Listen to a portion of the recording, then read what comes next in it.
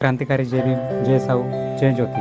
तर मित्रांनो, तुम्हाला माहिती आहे का 10 मार्च या तारखेला काय घडलं होतं? नसेल माहीत तर व्हिडिओमध्ये शेवटपर्यंत मी तुम्हाला आज माहिती देणार आहे 10 मार्च रोजी काय घडलं होतं. तर चला व्हिडिओला सुरू करूया. देशाची पहिली महिला शिक्षिका आपल्या सगळ्यांना, आपल्या भारत देशाला सोडून गेली होती. भारत देशालाच नव्हे तर या जगातून निघून गेली होती. आणि ती गेली सुद्धा दुसऱ्यांना वाचवताना. 1848चा काळ होता. त्या काळात मुलींनी शाळेत जाणं म्हणजे पाप समजत होते आणि पाप मानत होते. पण एका 17 वर्षाच्या मुलीने ठरवलं, हे पाप असेल तर हे पाप करायला मी तयार आहे. ती मुलगी म्हणजे सावित्रीबाई फुले. ज्या सावित्रीबाईमुळे आज एक मुलगी देशाची राष्ट्रपतीपासून तर देशाची पंतप्रधान म्हणजे देश सांभाळण्याची ताकद ठेवते.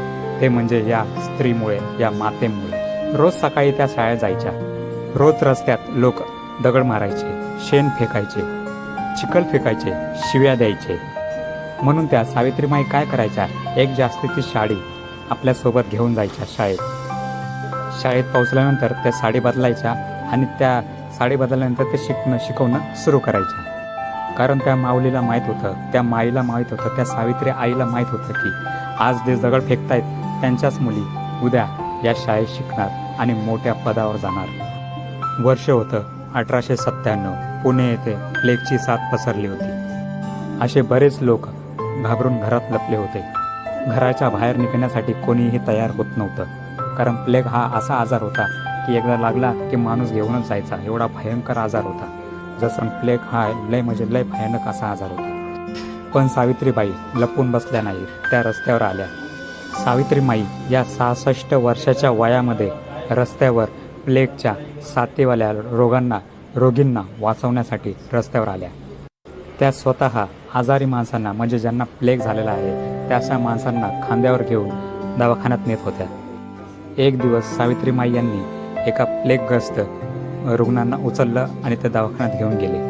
त्या मुलाला वाचवलं देखील. पण त्या मुलाला घेऊन जात असतानाच सावित्रीबाई यांना देखील प्लेगची साथ पकडली. सावित्रीबाई वाचल्या असत्या पण त्यांचं वय 65 असताना, कारण 65 वय म्हणजे थोडं म्हातारपणच झालं म्हणा. तर त्या म्हातारपणामध्ये त्यांना ते प्लेगची साथीने वाचवण्याचा हे ताकद दिली नाही. म्हणून त्या कारणास्तव सावित्रीबाई यांचा 10 मार्च 1897ला सावित्रीबाई फुले हे जग सोडून गेल्या. एका आईसारखं जगल्या, एका योद्ध्यासारखं लढल्या आणि एका संतासारखं गेल्या.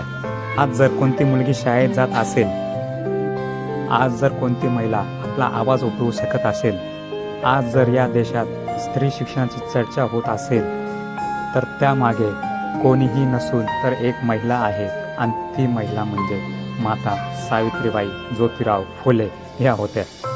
ज्या मातेनं कधी हार मानली नाही, इथल्या मनुवाद्यांना घाबरली नाही, इथल्या जातीवाद्यांना घाबरली नाही. त्यांच्या नवऱ्याच्या साथीने मनुवाद्यांच्या नाकावर टिचून मुलींसाठी पहिली शाळा सुरू केली.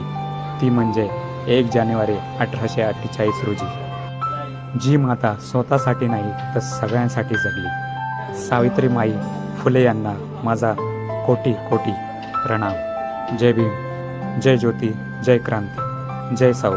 चला मित्रांनो, व्हिडिओ कसा झाला नक्की कमेंटमध्ये कळवा. आवडला असेल लाईक करा, शेअर करा. चॅनल नवीन असाल नक्की सबस्क्राईब करा. चला भेटू अशाच नवीन माहितीपूर्वक व्हिडिओमध्ये.